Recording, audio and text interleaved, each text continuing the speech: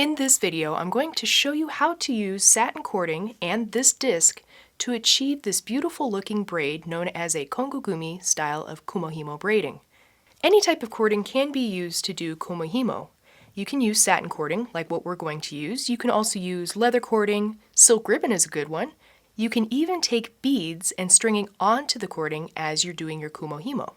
There are so many different options, and there are many different instructions as well as books available out on the market. The very first step in Kumihimo braiding is deciding how long your finished length of braiding is going to be. In order to do a spiral braid like what you see here, you're going to need 4 strands that are 2.5 times longer than the desired finished length. So for the video demonstration, I have 2 lengths of satin cording that are in 2 different colors. This is a yard of red satin cording, and this is item number RT208. I also have a 1 yard length of black satin cording, and this is item number RT218. I'm using the smaller of the 2 Kumihimo discs that we offer, and this is a sturdy foam Kumihimo disc, item number KB425. This disc is perfect because it's numbered, and it also has your 4 direction points, north, east, south, and west, on here that better to help you when you're reading your Kumihimo instructions from either a book or on the web. To begin, what you're going to do is you're going to take each length and you're going to fold them in half. For this, I'm taking my 1 yard and I'm breaking it down in half. I'm going to do that for each color. Now you want to find the medium point of all of your cording and then fold your cording in half. Take an extra length of cording. Now this doesn't have to be satin cording, this can be wire or leather cording or even ribbon. You want to have it wide enough that you can get a pretty good grip on it. You're going to do a quick knot here at the very end. There are instructions out there that tell you that you can secure a weight from this portion of your cording. The weight holds the tension as you're doing your Kumihimo braiding. This, though, works just as well. You want to have some type of tension, so if you have an additional piece of cording here at the end of your Kumihimo braiding, you can keep the tension with your non-dominant hand through the Kumihimo disc as you're doing your braiding with your dominant hand. While we're on the subject of securing your braiding, if you're doing just a practice braid, nothing that's going to actually become any type of finished jewelry, you can begin from here. However, if you are doing some braiding for either a bracelet or a necklace, you're going to want to finish this off with some type of end cap. Whenever I'm doing Kumihimo braiding, I always like to take into account how wide my braiding is going to be at the very end. I like to use these 8mm end caps. This is CA803. Now this end cap gets glued onto the very end of my Kumihimo braiding, again if I'm doing a necklace or a bracelet. When I'm doing that, I need to make sure that the very end of my Kumihimo braiding does not come unraveled when I remove my tension cord back here. So in order to do that, I always take a piece of scrap wire, and this is just some 24 gauge wire that I've had laying around, and you're going to quickly yet securely wrap the very end of your cording 2 to 3 times. Make sure to remove any of the wire ends and tuck them in so that it doesn't irritate your non-dominant hand as you're holding tension while you're braiding. Now that we have our cording all set and ready to go, we're going to pick up our disc. Make sure that you have the numbers faced towards you.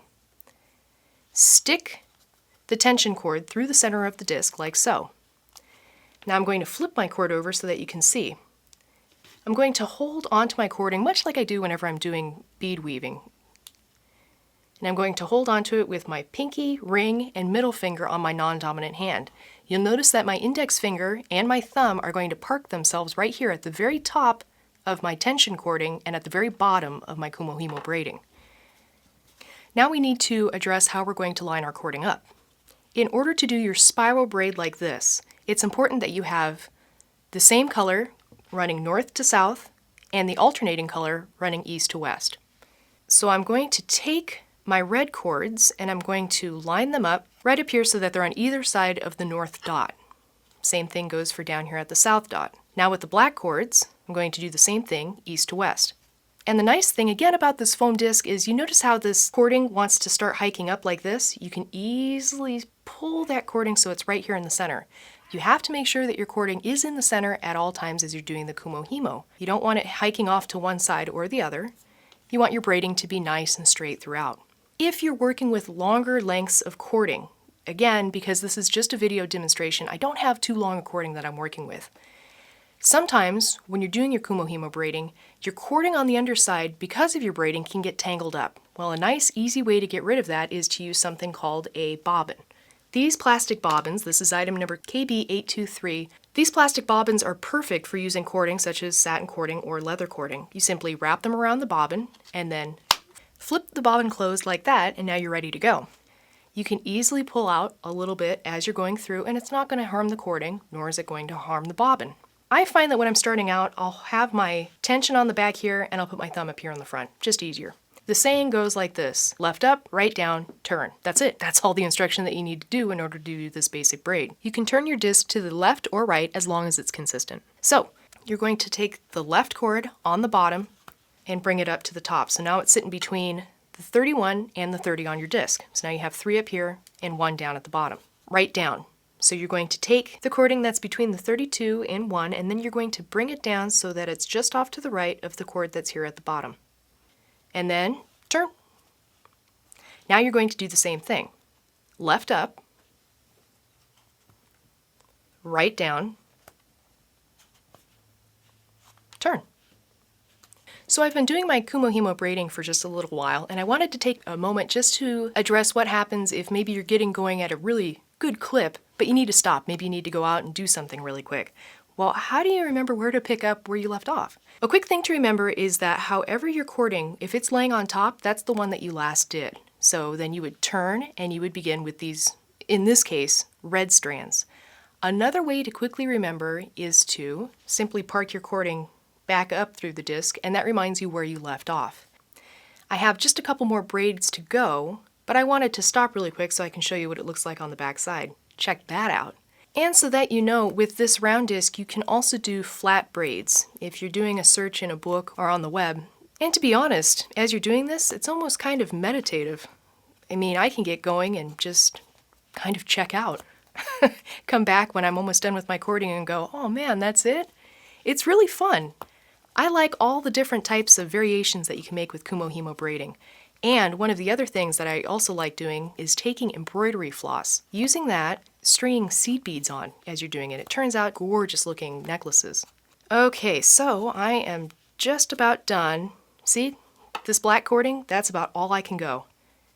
And then I'm going to bring the last one down, and that's it. I'm going to call it quits. How do we finish this off? The easiest way to do this is to come back through the back of it with your fingers, and then take another scrap piece of wire. And like I said, I'm just using this as a temporary hold. I just don't want my braiding to come undone after I get it out of the disc.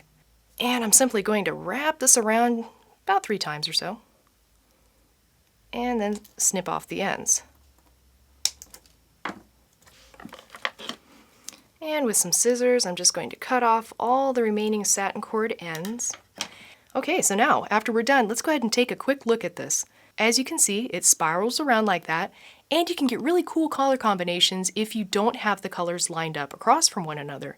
If you do alternating colors, you get a totally different pattern than this. It's really fun to experiment with. So as you can see, there's our sample for that.